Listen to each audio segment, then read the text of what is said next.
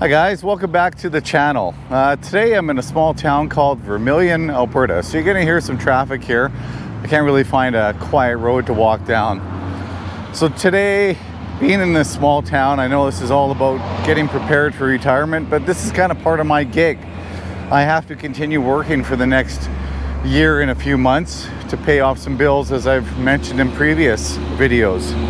So today I'm in Vermilion doing a festival for 3 days, just called Vermilion Days, and I'm working as a paramedic. And you know, my partner that I'm working with, she works for my company, and she's about, I think, 20 years old. And it was kind of interesting talking with her because she's actually pretty well in tune with how things are and how money is a little bit tight. And we started talking, and I kind of mentioned to her, you know, I'm kind of looking at retiring, and you know, I gotta save some money, and we're looking at maybe living abroad. And she was kind of well versed on, you know, she was asking, you know, should I buy a house? You know, is it worth it? And we kind of started talking about, you know, what she wants to do. Her boyfriend, almost fiance, is going to be a teacher. And I kind of mentioned, I said, you know, living through the years that I have, it's, if you really just take a moment to notice what is really important, you know, not trying to keep up with the Joneses and really finding where you want to be. I kind of said, you know, I would almost focus on a career that can take you anywhere. And we both agree Canada is getting horribly expensive. You know, she was from a small town. She's homeschooled just like my kids are. And I think that maybe helped her be a little more aware of what's actually happening. And, you know, she agreed that, you know, she wants to maybe hold off on buying that house and, you know, put the money away, invest. I kind of said, you know, maybe just start investing and rent, you know, or stay at home as long as you can. That kind of thing. So anyway, she's kind of one step ahead that I was that many years ago, because she's already thinking about, you know, the future and where she wants to be and how money is tight. Because I think so many people nowadays don't really realize that how tight things are right now are really going to affect them down the road. And is real estate the best thing to buy? And because you do buy that, and as a young person, now you're kind of locked into where you live. And I always said, you know, the one thing I wanted to do before I got too old, which is almost to the case, I want to live, I don't want to live in the same place my whole life. And she agreed. You know, she does have dreams of maybe being a farmer with her husband and living the land and that kind of thing. So, but you know, that could be done a lot of places. Anyway, it was really interesting talking to someone at that age and that was actually quite well aware of the situation and how tight things can be. And getting back to that, kind of going into something, I was kind of thinking about, you know, the last 20, 30 years, kind of playing the game on how things are important, what you look like. And going into retirement, I feel I've kind of passed the stage, and I think so many of us have to actually close the chapter on thinking that I need to impress the Joneses. I need to keep up with the Joneses. And I think preparing for the next stage in our lives, we have to be comfortable with that. And that kind of goes down to the idea of, you know, downsizing, getting rid of a lot of things you've probably never touched or seen in years. As I mentioned, my brother's doing that in Ontario. Downsizing, having a big auction with all their things they never use or actually even touch. I think that's a great idea.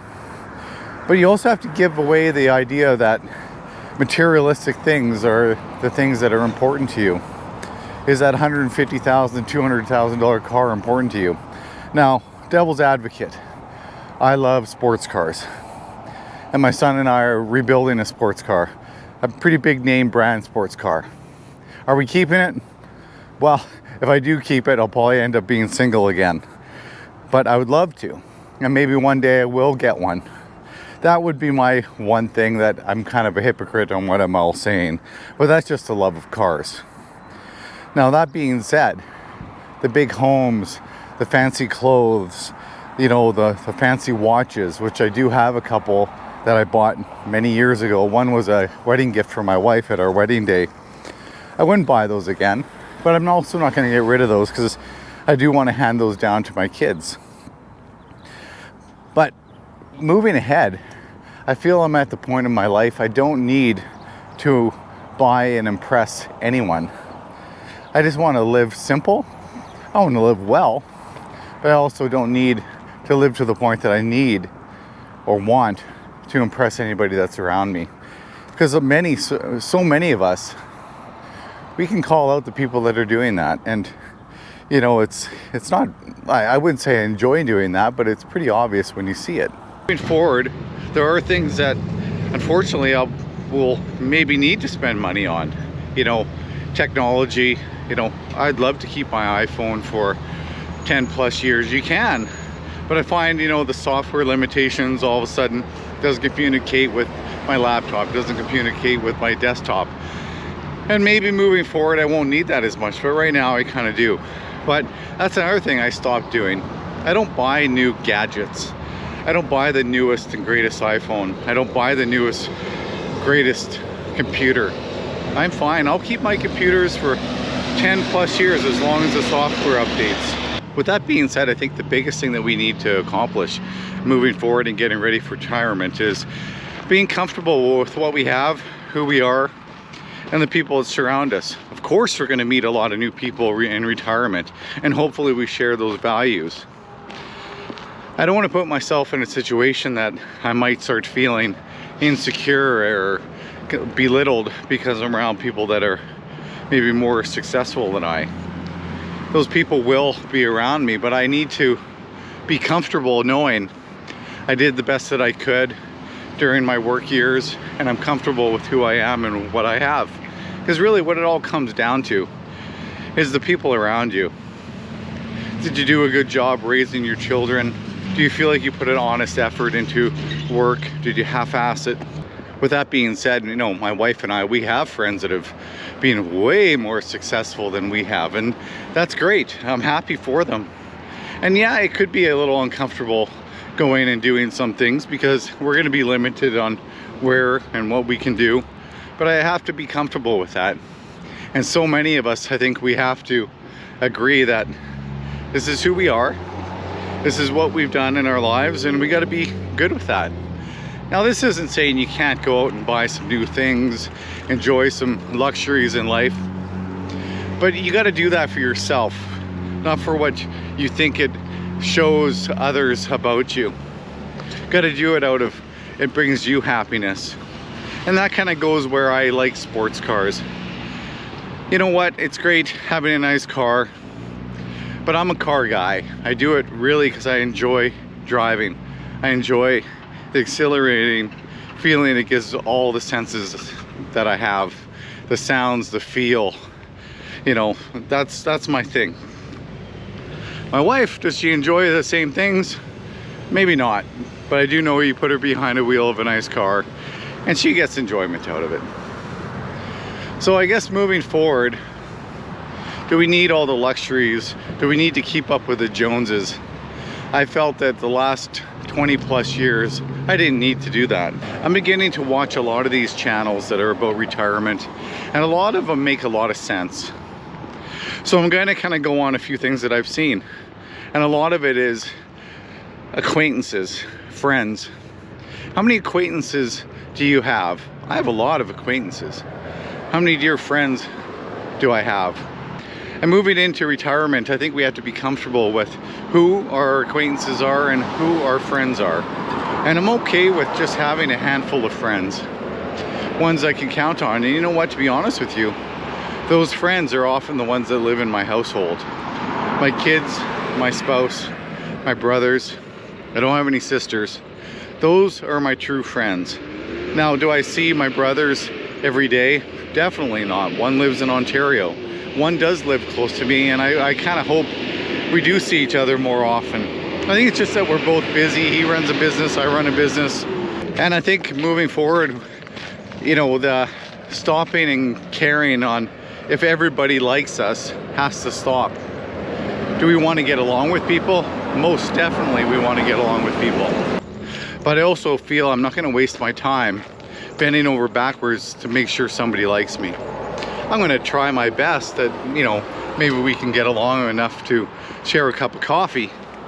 But I'm also not going to change who I am or say things to make sure that this person, you know, sees eye to eye with me.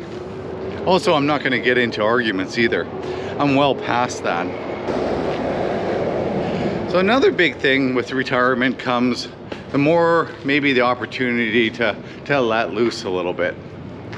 But you know, I'm going to correct myself.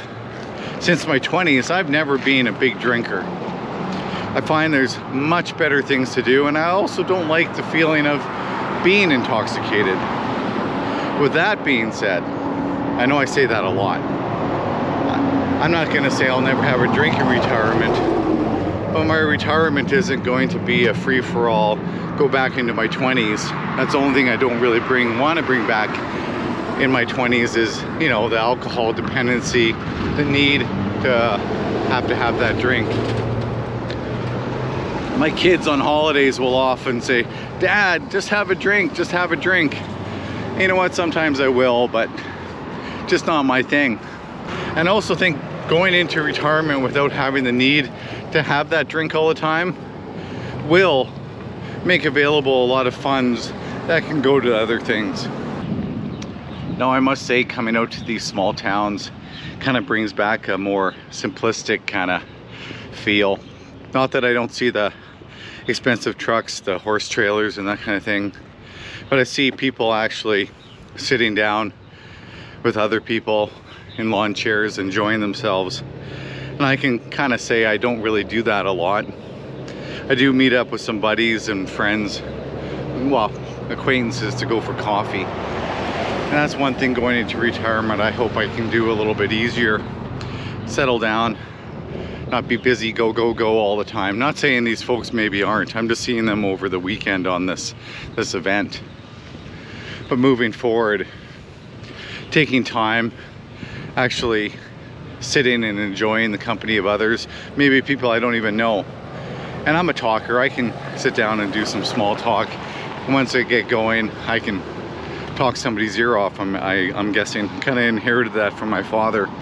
And you know what, he was a successful businessman, and I think that was his main thing. He could sit down and talk and listen. And I remember my mother saying, you know, that was the reason for my dad's success. He could actually talk and listen and entertain. And I get that now. And I feel that kind of got passed on to me a little bit when I come out of my shell. That's another thing of being a first responder. Sometimes we kind of go backwards into a shell sometimes when we're in a social atmosphere. Not saying all of us, but some of us after so many years.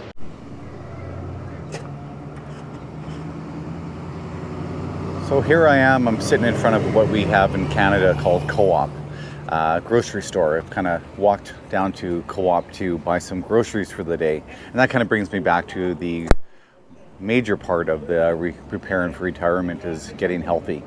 So I'm going to buy some groceries, trying not to give in to the fast food that's often sold at these carnivals. It's tempting, but I'll see if I can make it through the next 12 hours. I'm working 12 hours a day as a paramedic. Saw a few people yesterday, but that's not the focus of this channel. So, you know, coming to the small towns, it's actually a great environment. Got ourselves an old Chevy. Here's the entrance into the grocery store.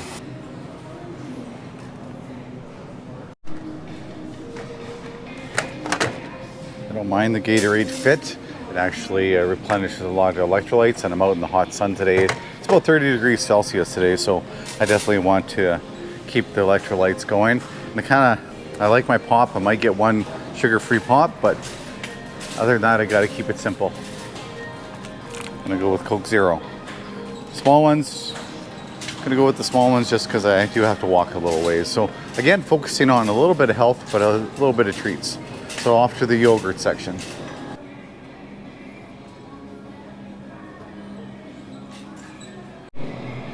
So this is a good alternative. You got a lot of fats, no carbs, and high protein, and good snacks for events that I'm doing.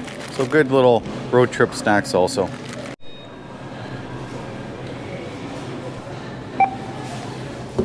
Got my take. A little healthy eating chapter of this video. I know this chapter, or I know this video is more about on things to give up, but also things to start taking. Again, let's touch base on a little bit of the fitness aspect of this thing. I've been pretty good this week. Working out 4:35 in the morning. I get up, wake my wife up because I make that much noise getting out of bed. She hates it, but she stays in bed. I get up. So I work out before I go to work.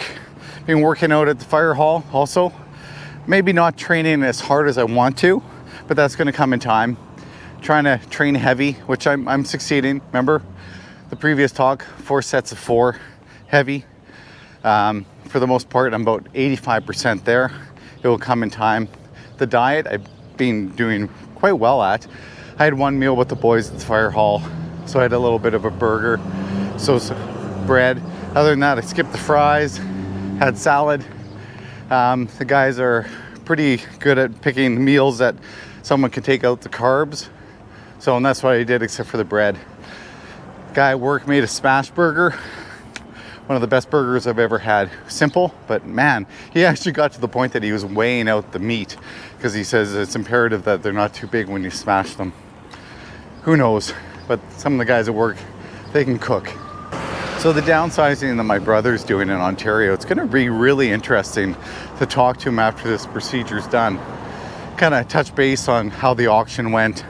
My father and mother did this last year, and man, they really cleaned house. Did they get the prices that they wanted? I don't think we ever will.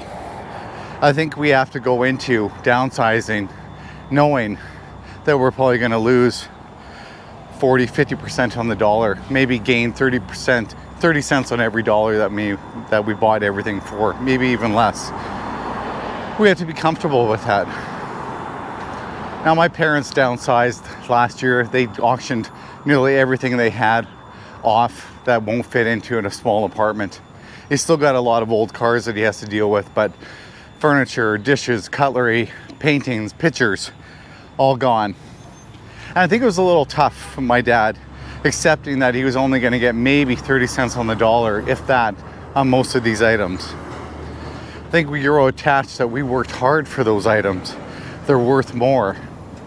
But we have to be comfortable knowing most of them aren't, unless they're relics and they actually held some value or increased in value. But most of the things we have hanging on our walls, decorating our countertops, they're not worth much at all. Just memories. And I think when we downsize, we have to be comfortable knowing that a lot of that stuff is just gonna go to someone looking for a good deal. Maybe some young folks trying to decorate their first house, or somebody who just moved to the country that wants to decorate their homes. And I'm good with that. You know what? It's almost helping others out. Yeah, we paid a lot more money for those objects, but I'm okay with that. And I think you can't fight it when you go to downsize. You have to be willing to know whatever money I take out of the auction, I take home. And that's something I can take into retirement and go for some meals or pay for some trips somewhere. Because really, in the big scheme of things, you can't take it with you anyway. And it's going to bring a lot more enjoyment than just sitting stored in a sea can somewhere or in a storage bin. So many of us hold on to these things thinking they're of value to us. They have a lot of memories. Yeah, of course they have memories, but we got to let go. Keep a few things, enough maybe to put into a storage locker for maybe where you want to settle down when you fully retire. If you want to travel, you don't have a said location or a locked in location, put them away, store them. And then when you do get older, maybe too old that you can't travel easily anymore, Bring those things out that bring back memories. Decorate that 1-bedroom apartment for your wife and yourself. But until then, don't hold on to loads of things. We have to start to let go of the things that we worked hard for and realize that they're probably not worth what we paid for them. And my dad had a hard time with that. I think he fought that everything was worth what he paid for them. But now, looking back after a year after, he's quite happy that he did it. He now feels that it was a success, that he needed to get rid of those things, and he feels a weight off his shoulders. Now, they're still looking to sell their home. That's kind of a harder issue because it is a unique home. But all the things that he had, he doesn't even talk about. He doesn't say, oh, I wish I didn't sell that. I wish I still had that. It's history now. So once we get through that hard decision of doing this, so many of us will reflect on it and go, I'm so glad I did it. Burden of owning all these things are now gone. So I think moving ahead, my wife and I, we have a sea can full. We're on an acreage. Yeah, we have to have a sale. The kids are finally going through their toys.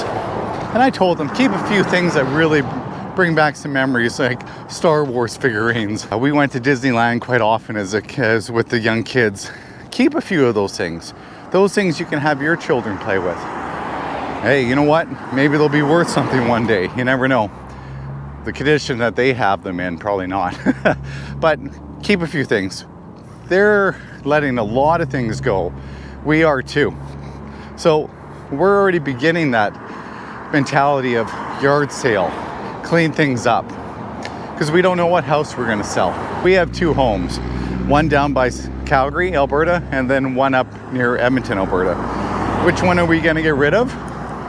We don't know yet. Financially, we know which one we should, but we'll see. You know, the kids play a factor still. But either way, we're starting to downsize slowly. And I think if we all take steps towards that big final leap of deciding what home maybe goes or where we move to will become a lot simpler. So with that being said, I got my groceries. I'm on my way to do another 12-hour shift in preparing for retirement. I'll see you guys next time. Thanks for joining me.